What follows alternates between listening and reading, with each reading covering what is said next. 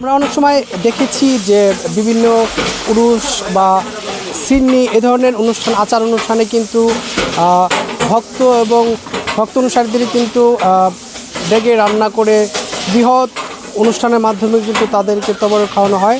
এবং আজকে এসেছে একটি ব্যতিক্রমী একটি রান্নার পাত্র আপনাদেরকে দেখাবো। আমি এই মুহূর্তে রয়েছি মানিকগঞ্জের ঘিওর উপজেলার জাবরা এলাকায়। এখানে আমার পিছনে যদি একটু দেখাই যে 101 মণ ধারণ ক্ষমতার যে পাত্র, এই পাত্রটিতে কিন্তু এই ভক্তদের এবং দূর দূরান্ত থেকে এই দরবারের যারা ভক্তরা রয়েছে তাদের যে তবারকের জন্য এই রান্না করা হচ্ছে। এবং এই ডেগে কিন্তু প্রায় রান্না করতে 4 থেকে 5 ঘন্টা সময় লাগে এবং প্রায় 20 মণ চলা এবং রান্নার কাজে ব্যবহার করা হয় মোটর দিয়ে। সেই বায়ু সঞ্চালনের মাধ্যমে কিন্তু তারা আসলে জাল করে থাকে। তো এই আমরা দেখতে পাচ্ছি যে এই দরবারের যারা ভক্ত রয়েছে এবং এই ডেগের রান্নার দায়িত্বে যারা রয়েছে তারা কিন্তু রান্না করছে এবং সেই সকাল ভোর থেকে কিন্তু এই রান্নার যে কার্যক্রম এটি কিন্তু তারা শুরু করেছে।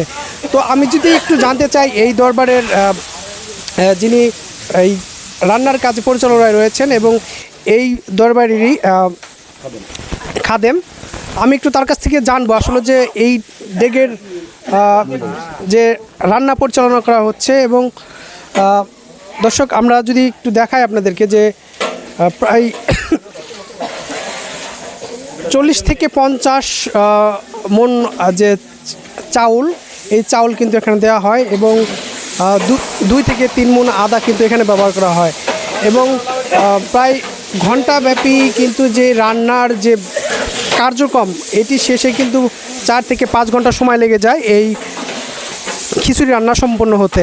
এবং আমরা যেটি জানতে পেরেছি এই দরবারের পক্ষ থেকে যে এই ডেক বিশ্বের দ্বিতীয়তম একটি পাত্র এবং এই পাত্রের যে ঐতিহ্য রয়েছে এই জাবরা ইমাম বাড়ি, এইটি দেখার জন্য কিন্তু প্রতি বছর বিভিন্ন জেলা থেকে কিন্তু অনেকে এসে থাকেন। এবং এই রান্না পরিচালনায় যারা দায়িত্বে রয়েছেন তারা কিন্তু সকাল থেকেই তাদের যে রান্নার কার্যক্রম এটি তারা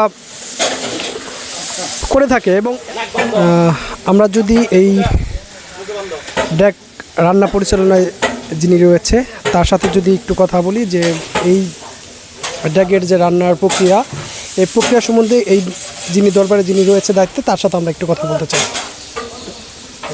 তো এই ডেকটা তৈরির মেন উদ্দেশ্য বা রহস্য এটা আমার বাজান, আমার হুজুর মাওলানা আবুল কালাম আজাদ, উনি ভারতের আজমির শরীফ খাজা মাইনুদ্দিন চিস্তিয়া রহমতুল্লাহ আলাইয়ের দরবার হতে অনুমতি ক্রমে ওইখানকার আদেশক্রমে এই ডেকটি তৈরি করা হয়। এবং এই ডেকটি তৈরি করতে সম্পূর্ণ থিওরি এবং ইঞ্জিনিয়ারিং আমার হুজুরের, ওনার তত্ত্বাবধানে আমাদের এক ইঞ্জিনিয়ার আছে, তার মাধ্যমে এই দরবারেই এই ডেকটি তৈরি করা হয়। প্রায় 3 থেকে 3.5 মাস সময় লাগে আমাদের এই ডেকটি তৈরি করতে। এই ডেকটি তৈরি করার জন্য বিভিন্ন কারখানায় আমাদের যাওয়া হয়েছে, ঘোরা হয়েছে, আমাদেরকে মানুষ পাগল সাব্যস্ত করছে, এত বড় ডেক তৈরি হয় নাকি। যাই হোক, সেটা আমার হুজুর তৈরি করে তাদেরকে এবং পুরো বিশ্বকে দেখিয়ে দিচ্ছে যে না, এটাও করা সম্ভব, যেটা আমাদের এখানেই করা হয়। এবং প্রায় 5 লক্ষ টাকার খরচে ওই সময় ডেকটি তৈরি করা হয়, এটি এসএসের।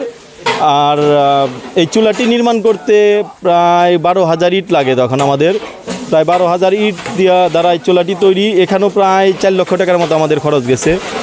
তো আমাদের এখানে আর একটু কাজ করার দরকার আছে, যেটা আমরা একটা ঘর করার বিশেষ দরকার সেটা।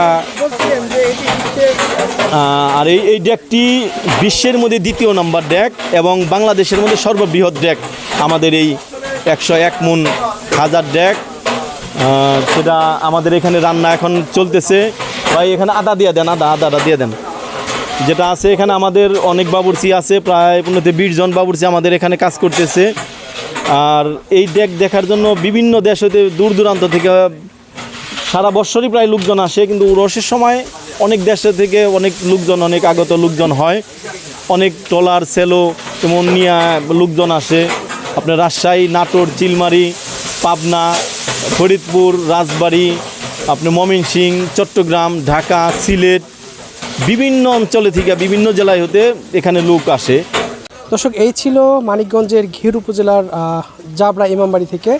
এখানে আপনাদেরকে দেখানোর চেষ্টা করেছি 101 মণ যে রান্নার পাত্র রয়েছে, এখানে কিছু রান্না হচ্ছে। তো এই ছিল সর্বশেষ।